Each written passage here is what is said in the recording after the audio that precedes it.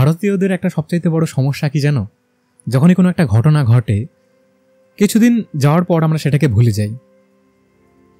এই ধরে নাও, যেমন আরসিবি যখন বহু বছরের অপেক্ষার পরে আইপিএল ট্রফি জিতলো, তারপর কি ঘটনা ঘটেছিল আমরা সকলেই জানি। এই ভিডিওটা শুধুমাত্র আরসিবি সম্পর্কে নয়, স্বাধীনতার পর থেকে এখনো পর্যন্ত যে স্ট্যাম্পিডগুলি ভারতে হয়ে গেছে সেগুলো নিয়ে আমরা একটু আলোচনা করব। নমস্কার, তোমরা দেখছো ট্রেন্ড ইন্ডিয়ান বাইট। এই ভিডিওটা যদি তোমাদের ভালো লাগে, যদি আমি সামান্য ইনফরমেশনও দিতে পারি, তাহলে ভিডিওটাকে লাইক করো, চ্যানেলটিকে সাবস্ক্রাইব করো। চলো শুরু করা যাক।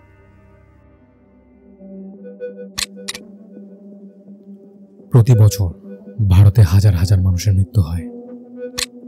যুদ্ধেও নয়, রোগেও নয়, প্রাকৃতিক দুর্যোগেও নয়, মৃত্যু হয় মানুষের ভিড়ের মধ্যেই। এ হলো স্বাধীন ভারতের অন্ধকার অধ্যায়, পদদলিত হওয়ার অকথিত ইতিহাস।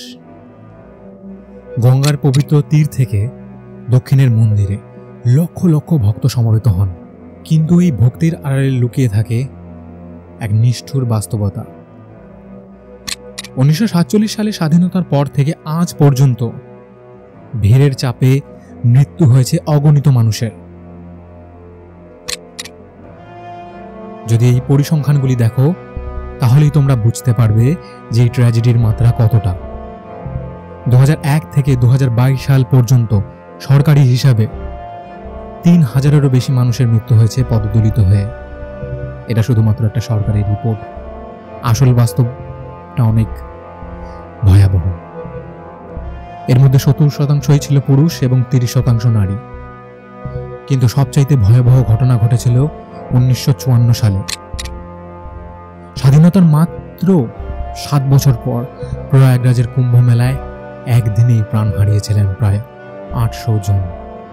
জানি ইন্টারনেটের অলিগলিতে অনেকগুলি সংখ্যাই দেখতে পারবে, কিন্তু গার্ডিয়ানের রিপোর্টে আমি যেটা পেয়েছি তোমাদেরকে মেনশন করেছি। সেদিন সকালে সূর্য উঠেছিল আশার আলো নিয়ে, কিন্তু সন্ধ্যা ডুবে গিয়েছিল শোকের অন্ধকারে। ঝাড়খণ্ডে 454, মহারাষ্ট্রে 393, আন্ধ্রপ্রদেশে 391, তামিলনাড়ুতে 266। এই 4টি রাজ্যেই ঘটে মোট মৃত্যুর অর্ধেক।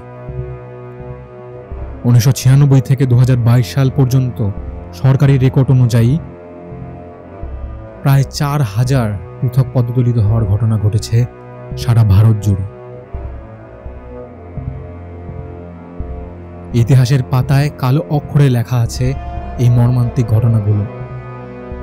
1994 সালে নাগপুরের গোদাবরী স্ট্যাম্পিডে 114 জন, 1999 সালের কেরালার সাবরিমালায় 52 জন প্রাণ হারান, 2005 সালে মহারাষ্ট্রের মান্দার দেবী মন্দিরে পদদলিত হয়ে মৃত্যু হয় 265 জনেরও বেশি মানুষের, 2011 সালে আবারও সাবরিমালায় 106 জনের মৃত্যু হয়, 2013 সালে মধ্যপ্রদেশের রতনগড় মন্দিরে 115 জন। কিন্তু সাম্প্রতিক সময়ে সবচাইতে হৃদয় বিদারক ঘটনা ঘটে 2024 সালে। উত্তরপ্রদেশের হাসরাতে এক সৎসঙ্গে পদদলিত হয়ে মৃত্যু হয় কমপক্ষে 121 জনেরও বেশি মানুষের, যাদের মধ্যে বেশিরভাগই ছিলেন নারী। আর 2025 সালে একের পর এক ট্র্যাজেডি। প্রথমে মহাকুম্ভ মেলায়, তারপর বেঙ্গালুরুতে ঘটে যাওয়া আরেকটি মর্মান্তিক ঘটনা। রয়্যাল চ্যালেঞ্জার্স ব্যাঙ্গালোর প্রথমবারের মতন আইপিএল ট্রফি জিতেছে। এই আনন্দ উৎসবে যোগ দিতে চেন্নাস্বামী স্টেডিয়ামে ছুটে এসেছিল হাজার হাজার ক্রিকেট প্রেমী। কিন্তু সেই উৎসবের সেই দিনটি পরিণত হয় দুঃখের আর দুঃস্বপ্নের রাতে। পদদলিত হয়ে মৃত্যু হয় 11 জনের, আহত হন 56 জনেরও বেশি মানুষ। মৃতদেহের বেশিরভাগই ছিল তরুণ। এই ঘটনা প্রমাণ করে শুধু ধর্মীয় অনুষ্ঠান নয়, খেলাধুলার মতন উৎসবেও আমরা নিরাপদ নই। কেন একটি শান্ত ভিড় হঠাৎ করে মৃত্যুর কারণ হয়ে ওঠে? মনোবিজ্ঞানীরা এর পিছনে কয়েকটি তত্ত্ব দিয়েছেন। প্রথমত, ফার্স্ট স্টেশন অ্যাগ্রেশন হাইপোথেসিস। যখন মানুষের চলাচল বাধাগ্রস্ত হয় হতাশা বাড়তে থাকে। এই হতাশা রূপ নেয় আগ্রাসনে, আর একবার আতঙ্ক ছড়িয়ে পড়লে শান্ত ভিড় পরিণত হয় মৃত্যুর কারণে। দ্বিতীয়ত, ইমার্জেন্ট নর্মস থিওরি। বিশৃঙ্খল পরিস্থিতিতে নতুন আচরণের নিয়ম তৈরি হয় দ্রুত। শান্ত থেকে উন্মত্ত এই পরিবর্তন ঘটে চোখের পলকে। তৃতীয়ত, ডিইন্ডিভিজুয়েশন। বড় ভিড়ে ব্যক্তি হারিয়ে ফেলে নিজের পরিচয়, কমে যায় ব্যক্তিগত দায়বদ্ধতা, বেড়ে যায় ঝুঁকিপূর্ণ আচরণের প্রবণতা। কিন্তু শুধু মনোবিজ্ঞানী নয়, বাস্তব কারণগুলোও সুস্পষ্ট। ধর্মীয় স্থানে অতিরিক্ত ভিড়, দুর্বল পরিকাঠামো, প্রশাসনিক ব্যর্থতা, ভিআইপি নিরাপত্তায় সাধারণ মানুষের উপেক্ষা, এসবই পদদলিত হওয়ার ঘটনাকে বাড়িয়ে দেয়। ভারতের সংস্কৃতি আর ঐতিহ্য এই দেশকে করেছে বিশেষভাবে ঝুঁকিপূর্ণ। উৎসবের ধর্মীয় উৎসব আর গণসমাগম আমাদের জীবনের এক অবিচ্ছেদ্য অংশ, কিন্তু এই ভক্তি হয়ে উঠতে পারে বিপদের কারণ। কুম্ভ মেলা, গণেশ চতুর্থী, দুর্গাপুজো, শবরীমালার যাত্রা, এসব অনুষ্ঠান একসাথে জড়ো হয় কোটি কোটি মানুষ। এমনকি ক্রিকেট ম্যাচ জেতার উৎসবও হয়ে উঠতে পারে মৃত্যুর কারণ। কিন্তু এই বিশাল জনসমাগম সামলানোর মতন পরিকাঠামো বা প্রস্তুতি নেই আমাদের।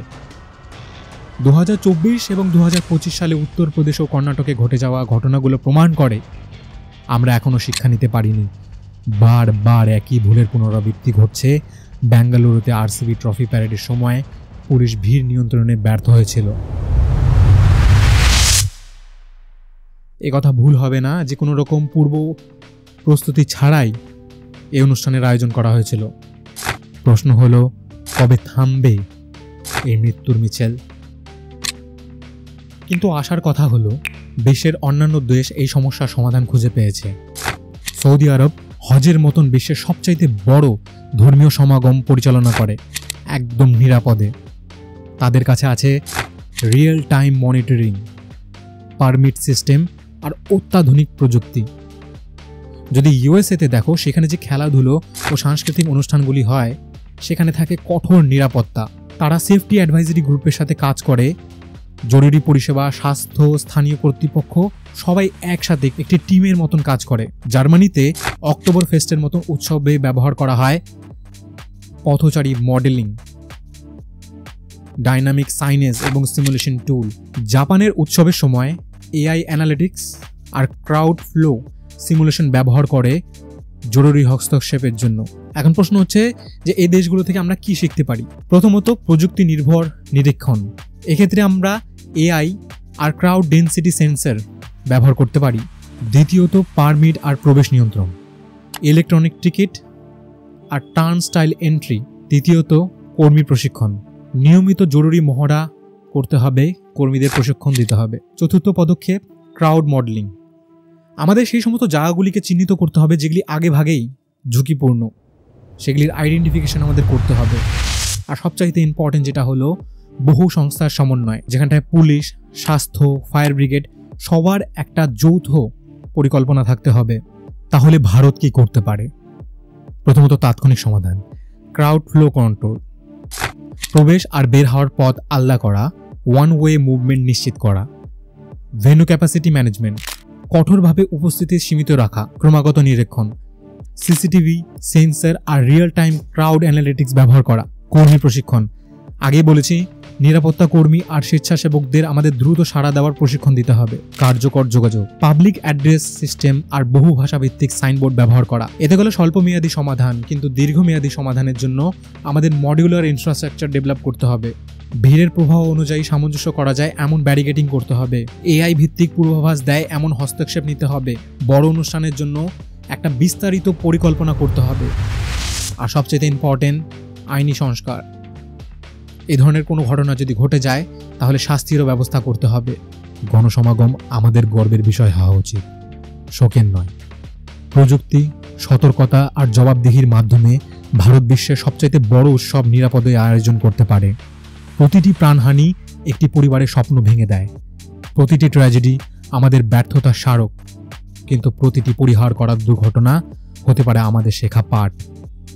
এসব মিলে গড়ি এক নিরাপদ ভারত, যেখানে ভক্তি আর উৎসব হবে আনন্দের কারণ, মৃত্যুর নয়। এসব মিলে গড়ি এক নিরাপদ ভারত, যেখানে ভক্তি আর উৎসব হবে আনন্দের কারণ, মৃত্যুর নয়। এই পরিবর্তন সম্ভব, শুধু দরকার ইচ্ছাশক্তি আর সঠিক পদক্ষেপ। Hey guys, this is Bapi Naha, and যদি ভিডিওটা ভালো লাগে আর ন্যারেশনটা যদি ভালো লেগে থাকে, ডেফিনেটলি ভিডিওটিকে লাইক করো, চ্যানেলটিকে সাবস্ক্রাইব করো। Thanks for watching. দেখা হচ্ছে তাড়াতাড়ি।